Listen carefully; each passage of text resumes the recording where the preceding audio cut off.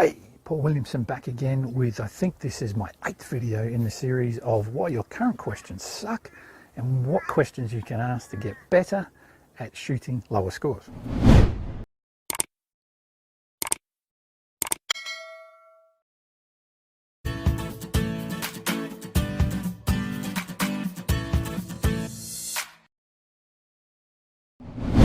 What's this one going to be? Well, we've done everything now. We've basically prepared really well for the shot. We've stood up and we've done it.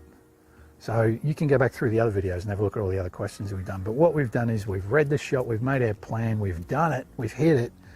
Now the review, the reaction to the shot is the biggest key. Now I absolutely know that you suck at this. Your questions that you ask after you hit these shots, I'm talking to all of you, anyone who's shooting probably above 75, and in fact I've played with many golf pros who their questions after they hit the shot are horrendous. What can we do about it? Well, it's one of the things that you're actually in control of, is how you choose to react to what just happened. What are some of the questions currently running through your head when you do this? Oh, let me pick a few of them for you. Oh, here we go again. Why the bloody hell do I always keep hooking it to the left every single time I stand here? What's wrong with me? Why can't I do this? I can do it on the practice where I can't do here. There must be something wrong with my head.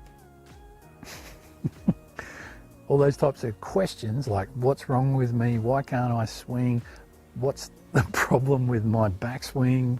Why am I always do this with this guy? They're terrible questions. And your brain, whatever question you ask it, often enough, it'll get you the answer. So if you're asking terrible questions, you're going to get terrible answers. So let's flip that. The review, what happens straight after the shot, is one of the most crucial things for what's going to happen on the next shots in your reading and your planning.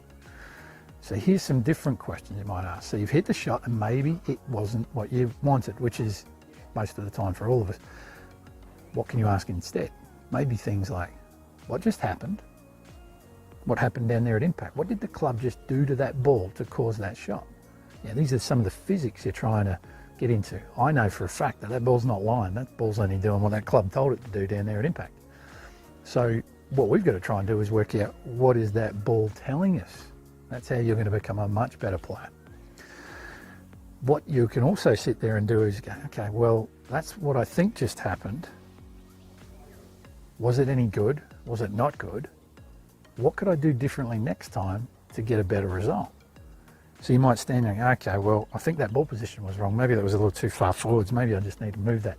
Or, you know what, my tempo was all that. Maybe I just need to make sure I'm swinging smoother. Or, wow, that was just way too big a swing. Or, you know what, I misread that wind. I thought it was one club, but it turns out it's probably 2 clubs worth. You know, there's a lot of things like that.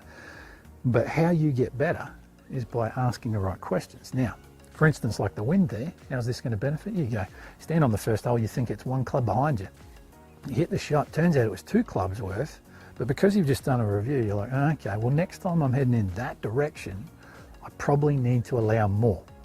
So what I'm going to do is take 2 clubs less instead of 1 club less. So that might help you on the 4th hole, or it might help you even when you flip around, come back the other way. You might realize it's 2 clubs breeze rather than 1.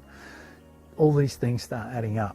And these are the things that if you're asking good questions, regularly doing it, are going to start to really help you shoot lower scores. And guess what the beauty is? You don't have to practice anymore. You just got to ask better questions. It's great. This is mental training for golf, right? So that is a great way to review a shot. I'm going to give you even some more better questions to ask in between shots. What are you doing in between shots? I bet you don't even know half the time. Find out in the next one.